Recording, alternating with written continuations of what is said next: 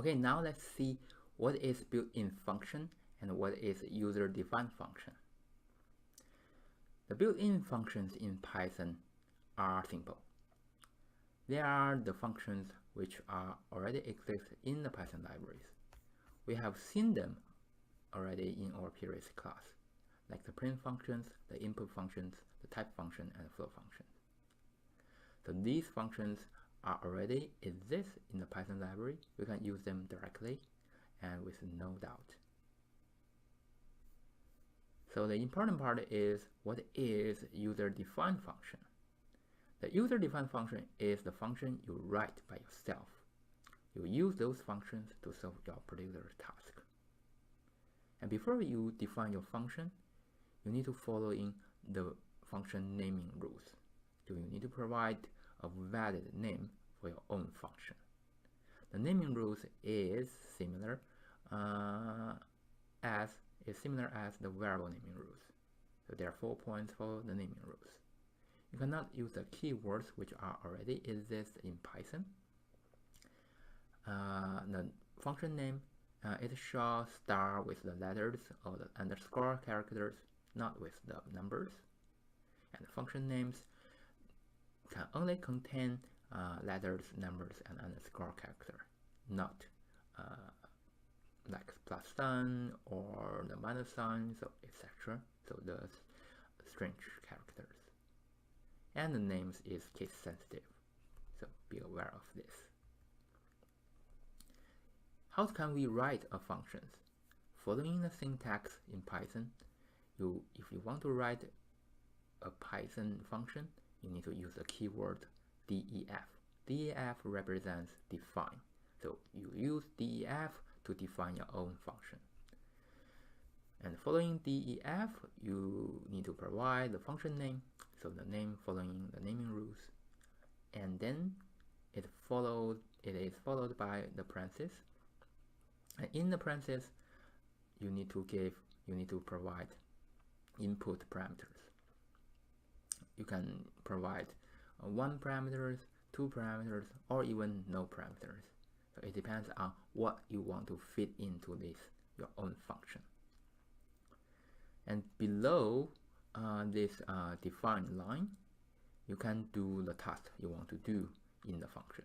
You can write your statement, you can write if or while loops, things like that, to solve your particular problems in your function. So let's see one example, how you can write a function. In this example, we make it simple. We just consider the functions like to show 2 messages, let it go and let it go. So we define a function which is called print lyrics. This is the function name, print lyrics, and it is followed by the parentheses. And inside the parentheses, we provide nothing. We give nothing as the input parameters.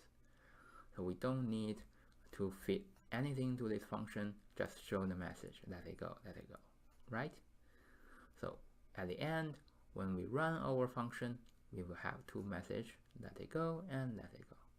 Now the problem becomes, how can we run our function? Actually, it is simple. You just call it. You just call your own defined function by using the name of your function.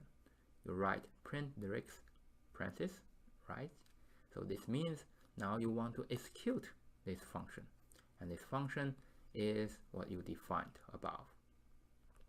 So when you call your function, you will show 2 messages on the screen. Let it go, let it go. And let's see a little bit more complex case. Here we have 2 functions, print lyrics and repeat lyrics. In the print lyrics, we have 2 messages, let the sky fall, and then we show another message, when it crumbles, right? And then in the repeat lyrics, we, instead of showing the message, we use our print lyrics functions already. So here we have print lyrics, and we have print lyrics again. So what does it do? It load, it uses the print lyrics functions twice in the repeat lyrics. So at the end, when we call our repeat lyrics function, we will print that it's got 4 when it crumbles once, and then we repeat it that it's got 4 when it crumbles. So we will show 4 lines of messages in the result of this piece of code.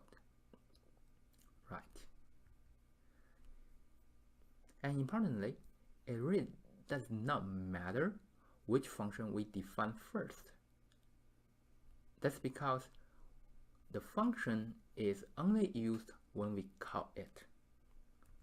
So the function have to be created before it's called invoked, but it is only created when we call it. So even if we define the function repeat lyrics first, it doesn't affect the order we run our own function. So if we, let's say, now we define the repeat lyrics first and write print lyrics, and even though we don't know what is print lyrics, and after that we define our own print lyrics function and specify, okay, now we know what we want to do in the print lyrics. We have two messages to show. So this repeat lyrics function, repeat lyrics call, will make this repeat lyrics function works, and then we will call this print lyrics function twice to show the message 4 times, 4 lines of the message, right? So it does not matter how we organize our own defined function, as long as they have been completed before we call it.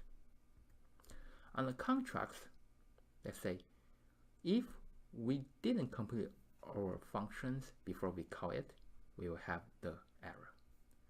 In the third case, we first define our repeat lyrics function. Now we have the repeat lyrics and the print lyrics inside this function, and then we call repeat lyrics already, which actually made error at the end. This is because we don't know what we are going to do in print lyrics before we just define how to run it. Even though we write it over there, it doesn't work, because when we call repeat lyrics, we don't know print lyrics function and what it is. So that's why it will not work, because we don't have a complete definition for the whole piece of